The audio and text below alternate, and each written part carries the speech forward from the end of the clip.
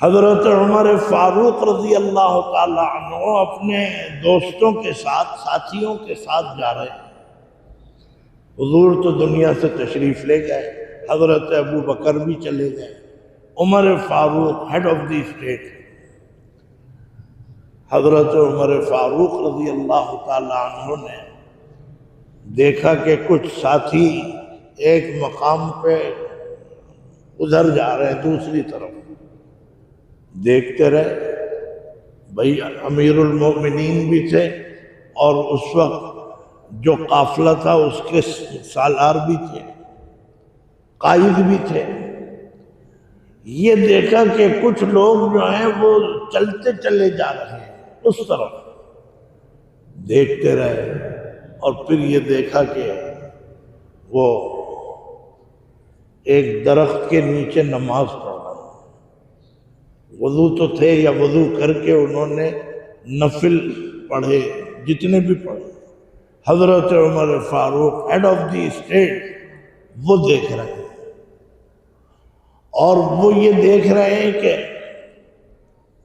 یہ ادھر گئے پھر اب جا کے نماز پڑھ رہے ہیں۔ تو عمر فاروق کو کچھ نہیں پتا کہ یہ حقیقت کیا ہے۔ جب وہ آئے، کچھ کہنا چاہ رہے ہیں؟ جی اچھی بات، آپ جب تک بیٹھنا چاہیں بیٹھ جائیں، باقی تشریف لے جانا چاہیں چلے جائیں، مصروف ہیں آپ حضرات۔ تو خیر عمر فاروق نے پوچھا کہ بھائی یہ کیا ماجرا ہے، ادھر گئے تم درخت کے نیچے گئے نماز پڑھ رہے ہو؟ تو ان صحابہ نے جواب دیا، کہا کہ اے امیر المومنین، ہم ایک مرتبہ یہاں سے گزرے تھے اور دھوپ تھی اور عرب کا علاقہ گرم ہوتا ہے، تو سرکار دو عالم صلی اللہ علیہ وسلم کے ساتھ ہم تھے، حضور نے اس درخت کے نیچے آرام فرمایا۔ تو یہ تو کوئی ایسی بات نہیں ہے، لوگ مسجد میں آ جاتے ہیں مئی جون کے مہینے میں، لیٹ جاؤ بھائی ہوا آ رہی ہے۔ اب تو لائن ایریا کی ہوا ہی روک دی بلڈنگوں نے، ورنہ اتنی فراٹی کی ہوا آتی تھی مسجد میں۔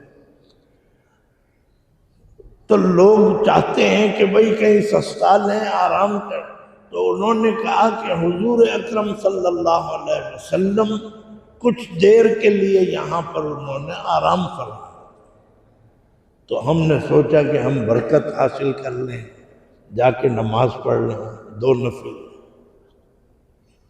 کوئی حرج نہیں ہے، کوئی گناہ نہیں ہے، کوئی شرک نہیں ہے۔ تو حضرت عمر فاروق رضی اللہ تعالی عنہ کی فراست دیکھیے، بصیرت دیکھیے۔ ہیڈ آف دی اسٹیٹ اسے کہتے ہیں جو اتنی دور نظر رکھے۔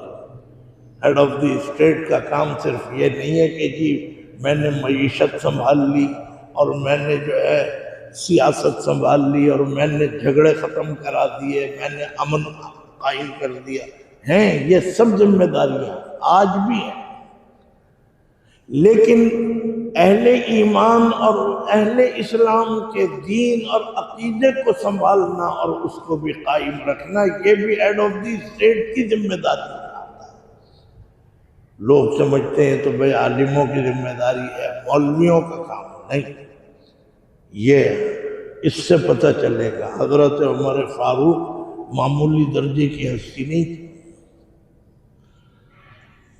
میں نے اپنے والد محترم سے سنا تھا کہ نہرو اور گاندھی انہوں نے اپنی کابینہ، اپنی کیبنٹ کے سامنے یہ بات کہی تھی، اور یہ الفاظ جملے ریکارڈ پہ موجود ہیں۔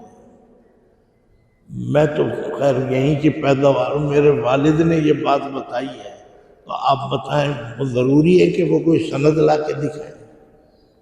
چھابڑی والا بھی کہتا ہے میرے والد یہ کہتے تھے تو ہم سن لیتے ہیں، اچھا بھائی۔ کہا کہ دونوں نے کیبنٹ کے سامنے یہ بات کہی کہ اگر تم کوئی نظام لانا چاہتے، اگر تم کوئی نظام حکومت لانا چاہتے ہو تو ابو بکر و عمر جیسا نظام لاؤ۔ یہ ہے کامیابی۔ الفضل ما شہدت بہ الاعداء، عربی میں کہتے ہیں اپنے تو ہوتے ہی ہیں اپنے، لیکن دشمن بھی اگر آپ کی گویا شہادت دے دیں کہ بھئی ہے تو ہمارا اختلاف، لیکن بھئی اللہ نے فلاں شخص کو یہ بہت خوبیاں دی ہیں، تو یہ تو بہت بڑی سند ہے۔ ورنہ تو دشمن کہاں، دشمن تو نہ سوئے نہ سونے دے۔ تو اس کا مطلب یہ ہے کہ حضرت عمر فاروق کا مقام یہ تھا۔ تو اب یہ سن لیجئے بات، فرمایا کہ بھئی مجھے تو بڑی تشویش ہو گئی، آگے تو جائیں گے سو جائیں گے، پہلے یہ مسئلہ حل کرنا چاہتا ہوں۔ چلی کیا؟ فرمایا کہ میں ہیڈ آف دی اسٹیٹ ہوں اور میرا حکم یہ ہے کہ جاؤ اور جا کے اس درخت کو جڑ بنیاد سے اکھاڑ کے پھینک دو۔ بس امیر المومنین کا حکم ہے، کون ٹالے گا؟ اب یہاں سے الزامات لگ، دیکھا آپ نے، یہ ہیں جی گستاخ، یہ دیکھیے یہ گستاخ رسول ہے، درخت کٹوا دیا، یہ کٹوا دیا وہ۔ حضرت عمر فاروق رضی اللہ تعالی عنہ امیر المؤمنین، جب لوگوں نے پوچھا کہ یا امیر المؤمنین آپ نے یہ اتنا مبارک درخت کٹوا دیا اور ایسا کہ بالکل برابر کر دیا، پتہ بھی نہ چلے، سبحان اللہ، یہ تھی کامیابیاں عمر فاروق کی، اور کوئی خاص چیز نہیں لے کے آئے تھے، وہ اللہ کا۔ فرمایا کہ میاں آج تم نے تو دیکھا ہے سرکار دو عالم صلی اللہ علیہ وسلم کو کہ آپ نے یہاں نماز پڑھی، میں بھی پڑھ لیتا ہوں، چلو برکت ہو جائے گی، لیکن فرمایا کہ چند ایک آدھ صدی گزرنے کے بعد پھر کس کو یہ پتا ہے کہ یہاں حضور نے نماز پڑھی تھی؟ کوئی کہے گا جی نہیں پڑھی تھی، غلط ہے، بحثیں چھڑ جائیں گی۔ اس کا مطلب یہ ہے، اندیشہ مجھے اس کا ہے، آج تو آپ تبرک کے طور پہ نفل پڑھ رہے ہیں، کوئی حرج نہیں ہے اس میں، اور واقعتاً حضور سے زیادہ بابرکت کس کی ہستی ہو سکتی ہے؟ مجھے اندیشہ یہ ہے آپ تو نیکی سمجھ کے کر رہے ہیں، آنے والی نسلیں اس کی پوجا نہ کریں، شرک میں مبتلا نہ ہو۔ اب آپ بتائیے یہ اتنی دور کی نظر ہے کسی کی؟ یہ ہیڈ آف دی اسٹیٹ کا کام ہے کہ وہ یہ دیکھے کہاں پہ کون سی خرابی پیدا ہو سکتی ہے، اتنی لمبی سوچ کہ آنے والی نسلیں اس کی کہیں اسے معبود نہ بنا لیں اس درخت کو، اور اسے کٹوا دیا۔ یہ ہے عقائد کو سنبھالنا، جو ہے یہ ہے ضرورت۔